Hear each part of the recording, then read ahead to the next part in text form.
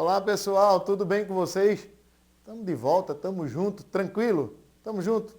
Vamos embora, né? Continuando as nossas aulas, a gente está falando sobre o continente europeu e nesse foco no continente europeu iniciamos pelos aspectos naturais e nos aspectos naturais trabalhamos com vocês na primeira aula relevo, agora trabalhamos logo em seguida a hidrografia, né? E hoje o nosso foco será clima e vegetação. Beleza? Observe o seguinte, Dário, por que clima e vegetação juntos? Porque, na verdade, a gente costuma dizer que a vegetação e o clima formam um binômio inseparável. Claro que existem algumas exceções, né? Inclusive, existe uma teoria, né, bem interessante, a teoria dos refúgios. A gente não vai tratar disso, é um tema um pouco mais profundo. Mas, veja só, a vegetação reflete um pouco do clima. Tá, beleza? Então, se você for falar nas questões, por exemplo, das folhas, a folha latifoliada, a ciculifoliada, na verdade elas são o quê? Um reflexo da condição climática. Beleza? Tamo junto.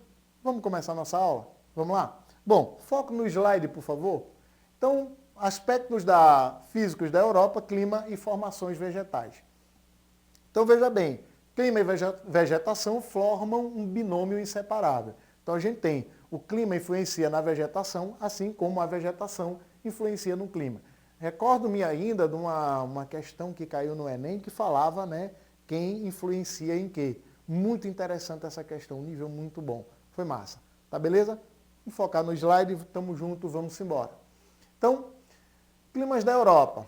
Então a gente tem aqui, na verdade, inclusive, fato bem interessante, foca aqui pra gente, por favor, obrigado.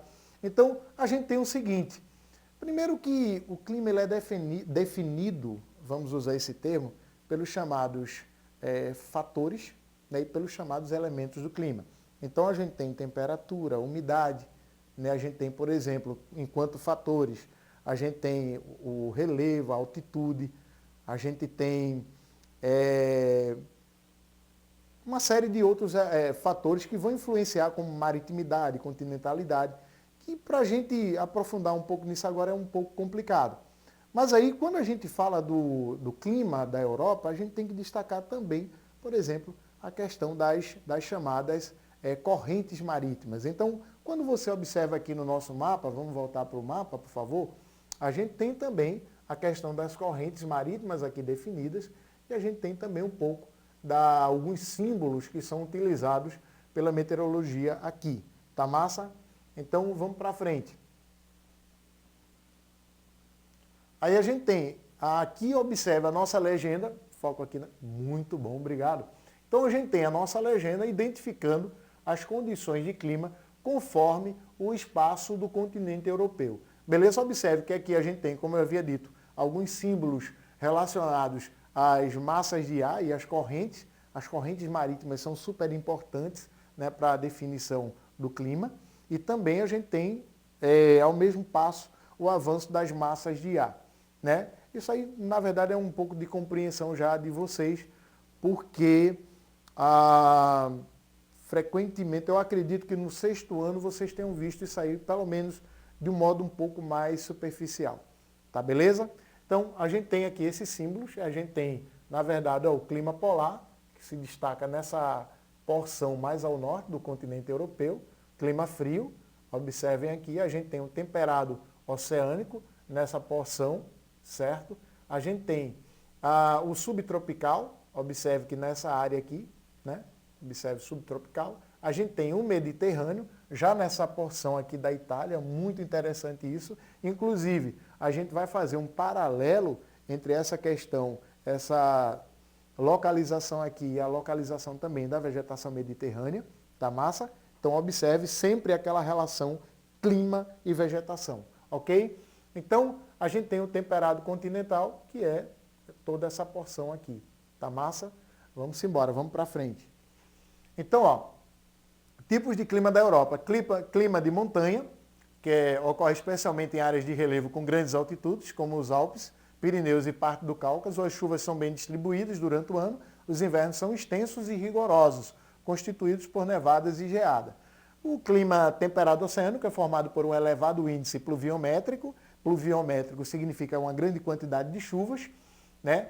E a gente tem especialmente na primavera e no inverno, e sem grandes variações anuais.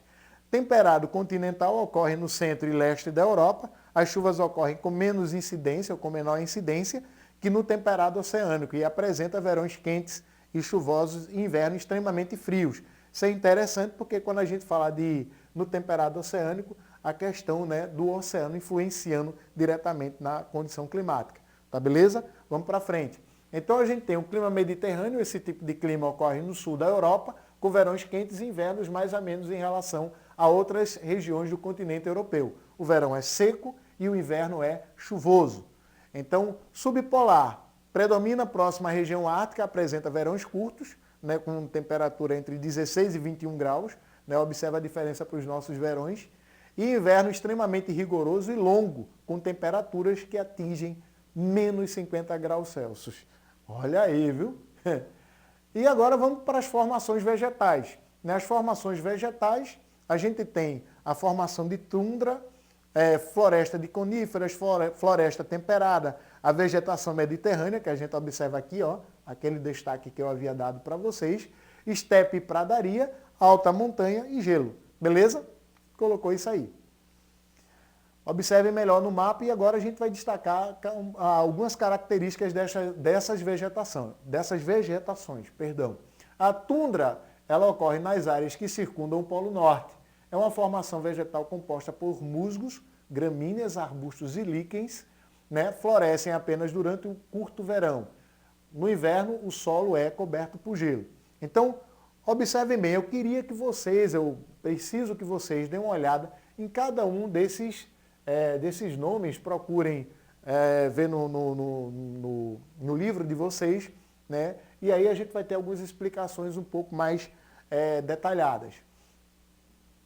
Segunda vegetação, formação vegetal, é a floresta de coníferas, ou floresta boreal ou taiga. Ocorre ao sul da tundra, né, da vegetação de tundra, um pouco mais já para baixo, né? Ocupa grande parte da Suécia, Noruega e Finlândia. É uma formação homogênea e pouco densa, com domínio das coníferas. Coníferas, na verdade, são essas árvores que formam, né, tem um formato de cone. Né? Isso é bem interessante. A gente em aula, no presencial, a gente vai estar dando maiores detalhes e explicações sobre isso. Tá beleza? Tamo junto, vamos embora. Então a gente tem também a floresta temperada, né, de folhas caducas ou decíduas, a gente também vai falar sobre isso.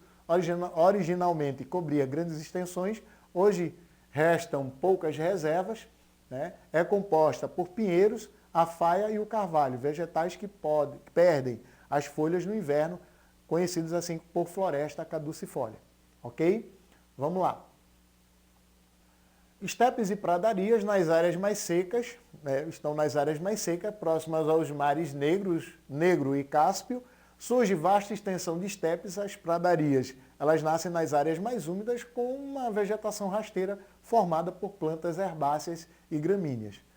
Então, a gente ainda tem a formação da vegetação mediterrânea, que é no sul da Europa. O clima mediterrâneo favorece o desenvolvimento de florestas, né? Apresenta-se como maquis em áreas de terrenos calcários. Essa vegetação é habitualmente chamada de floresta mediterrânea. Ok? Bom, então a nossa aula se encerra mais uma vez com um desafio. Pesquise e escreva em seu caderno o nome da vegetação predominante na Europa e no município de Jaboatão dos Guararapes. Foco na gente. Pessoal, então encerramos mais uma aula, né, dos aspectos naturais do continente europeu e a gente espera que você tenha compreendido um pouco, né, pelo menos superficialmente, dessas características naturais do continente europeu. Ok? Obrigado por hoje. Tamo junto. Deus abençoe vocês.